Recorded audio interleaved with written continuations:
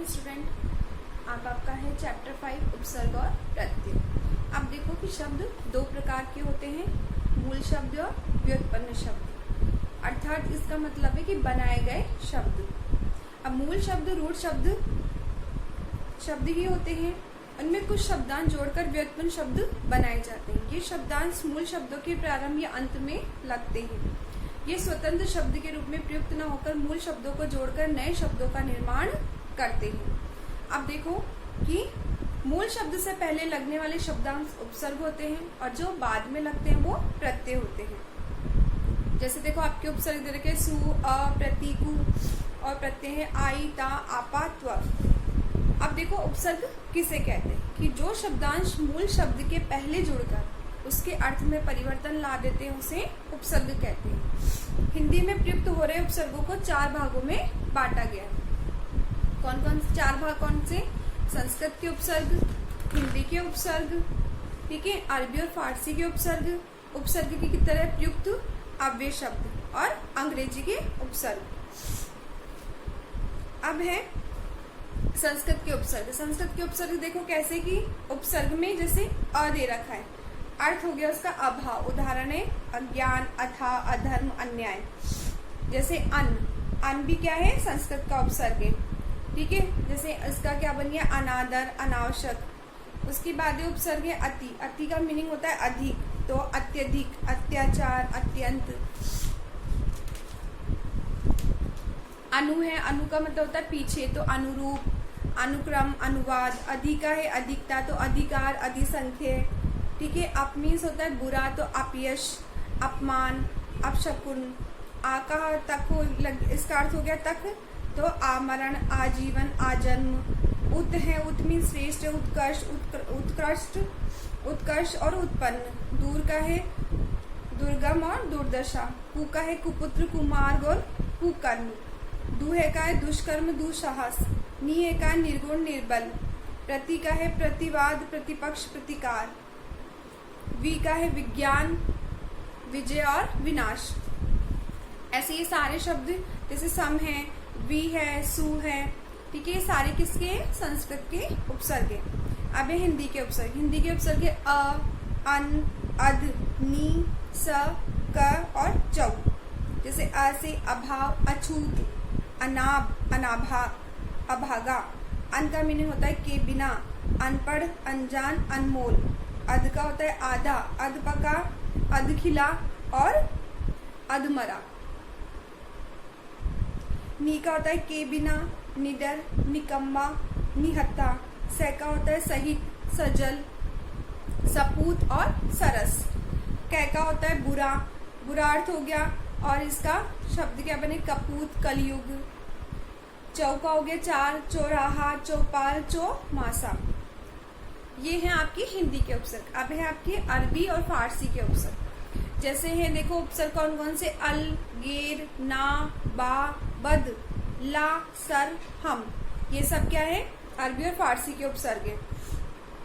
जैसे अल का अर्थ होता है निश्चित, इसका शब्द बनेगा अलविदा, अलबत्ता। गैर का होता है भिन्न और अलग, ठीक है, तो इसका शब्द बनेगा गैर कानूनी, गैर हाजिर, गैर मर्द। ना का है, ना उपसर्ग हो गया और नहीं क्या है? अर्थ है इसका, तो नापसंद, नापाक, नादान, ये हो गए इसके शब्द। बा क्या है? उपसर्ग हो गया, अर्थ सहित, ठीक है, शब्द बनेगा बाकायदा, बाअदब और बाइज्जत। बदनीस होता है, इसका अर्थ है बुरा। बदनाम, बदबू, बदसूरत। बद हो गया, ये उसके बाद है ला उपसर्ग है और इसका अर्थ है बिना, तो लाइलाज, लाजवाब, लाचार। सर का है मुख्य अर्थ, तो इसके शब्द बनेंगे सरताज, सरहद, सरपंच। जैसे हम है, हम का अर्थ है समान, हम उम्र, हम शक्ल, हम जोली। अब ये उपसर्ग की तरह प्रयुक्त अव्यय शब्द। जैसे अधः है, अधः मीन्स नीचे, तो इसका शब्द क्या बनेगा? अधः पतन, अधगतु, अधगति। अंतः का हो गया के बीच, इसका अर्थ हो गया अंतःकरण, अंतरात्मा। चिर का चिर ये उपसर्ग हो गया और इसका अर्थ है बहुत देर तक। ये क्या है? अव्यय है, ये अव्यय में प्रयोग आते हैं, अधः, अंतः, चिर और पुनः। ठीक है, ये सब अव्यय हैं और ये उपसर्ग में भी काम आते हैं। चिरायु, चिरकाल, पुनः का है फिर, और इसका शब्द क्या बनेगा, पुनर्जन्म, पुनर्निर्माण। अब अंग्रेजी के शब्द है सब, डिप्टी, हेड, चीफ, वॉइस। ठीक है, वॉइस तो नहीं, इसको बोलेंगे वाइस। जैसे सबका है सब इंस्पेक्टर, सब रजिस्ट्रार। डिप्टी का है deputy collector, deputy commissioner. Head का है head master, head club. Chief का है चीफ मिनिस्टर, चीफ जज। वाइस का है वाइस प्रिंसिपल, वाइस प्रेसिडेंट। आप देखो कि मूल शब्द से पहले दो उपसर्ग भी लग जाते हैं, कभी कभी मूल शब्द से पहले भी दो उपसर्ग लग जाते हैं, जैसे परि प्लस आ प्लस वरण। परि भी उपसर्ग है, आ भी उपसर्ग है, ठीक है, और वरण शब्द है, तो क्या बन गया ये, पर्यावरण। अब है प्रत्यय, जो शब्दांश मूल शब्द के अंत में लगकर, ठीक है, जो शब्दांश जो मूल शब्द के अंत में लगकर उनके अर्थ में परिवर्तन ला देते हैं, ठीक है, उन्हें प्रत्यय कहते हैं। जैसे दास प्लस ता तो दास्ता, बंगाल प्लस ई तो बंगाली। तो प्रत्यय का लगा पीछे, ई क्या हो गया, प्रत्यय हो गया, ता भी क्या है, प्रत्यय। अब है प्रत्यय के भेद।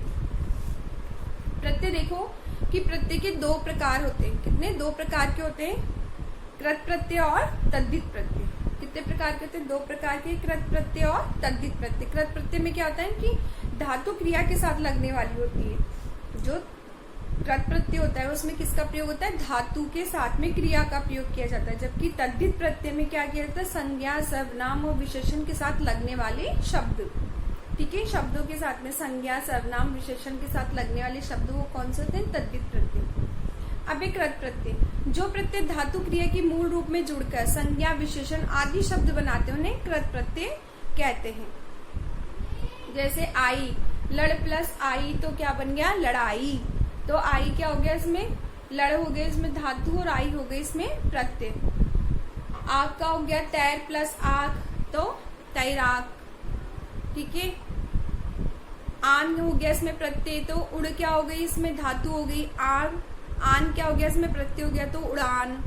चुन प्लस आव तो चुनाव। सज प्लस आवट, सज क्या हो गई, धातु होगी, आवट हो गई प्रत्यय तो सजावट। सड़ प्लस ईयल, सड़ियल। हंस प्लस ई, हंसी।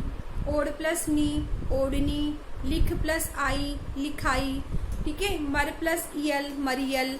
ऐसे ये सारे शब्द है, तो इनमें क्या लग रहा है, पीछे प्रत्यय। अब ये कौन से शब्द है, संज्ञा बनाने वाले कृत प्रत्यय। कौन से वाले, संज्ञा बनाने वाले। अब देखेंगे हम विशेषण बनाने वाले प्रत्यय, जैसे अक्कड़, अकड़, अकड़ मत। फिर इसका हो गया भूलना, भूलना का हो गया भुलक्कड़। आऊ के साथ में बिकना तो बिकाऊ हो गया। आकू क्या हो गया, ठीक है, और फिर इसके साथ में पढ़ना तो पढ़ाकू। एया, एया, और इसमें हो गया गाना तो गवैया। दार का देना तो देनदार। घूमना इसमें लगा दिए तो घुमक्कड़, ठीक है। अकड़ी हो गई प्रत्यय, ये प्रत्यय हो गया। आऊ भी क्या है, प्रत्यय है। आकू क्या है, प्रत्यय, तो आऊ का खाने के साथ लगा तो खाऊ। आकू प्लस लड़ना तो लड़ाकू। एया प्लस नाचना तो नचैया। दार प्लस लेना तो लेनदार। अब है तद्धित प्रत्यय। अब ये मत सोचना कि इनको मैम ने आगे बोला तो हमेशा प्रत्यय कहाँ लगते हैं, पीछे ही लगते हैं, मगर ये दो शब्द दिए हैं कि इन दोनों शब्दों के साथ जोड़कर कैसे शब्द बनते हैं। अब है तद्धित प्रत्यय। संज्ञा, सर्वनाम आदि शब्दों के पीछे लगकर जो प्रत्यय शब्द बनाते हैं उसे तद्धित प्रत्यय कहते हैं। अब संज्ञा से संज्ञा बनाने वाले तद्धित प्रत्यय, जैसे देखो आई प्लस पंडित तो पंडिताई। आर प्लस लोहा तो लुहार। ईया प्लस डिब्बा तो डिबिया। सेवक में आई लगाई तो सेवकाई। आर में सोना लगाया तो सुनार। लोटा में ईया लगा तो लुटिया। पहाड़ में ई लगाई तो पहाड़ी। मामा में एरा लगाया तो ममेरा। सांप में एरा लगाया तो सपेरा। ता में मानव में ता लगाया तो मानवता। देव में ता लगाया तो देवता। तो ऐसे ही क्या हो गए सारे तद्धित प्रत्यय, किससे, संज्ञा व सर्वनाम के। उसके बाद में ऊपर मैंने आपको भी जो समझाए थे कौन से थे, संज्ञा से संज्ञा बनाने वाले तद्धित प्रत्यय थे। अब हम देखेंगे संज्ञा से विशेषण बनाने वाले तद्धित प्रत्यय। जैसे आ प्लस भू तो भूका, दया प्लस आलू तो दयालु। ठीक है, दया क्या हो गया, शब्द हो गया, आलू क्या हो गया,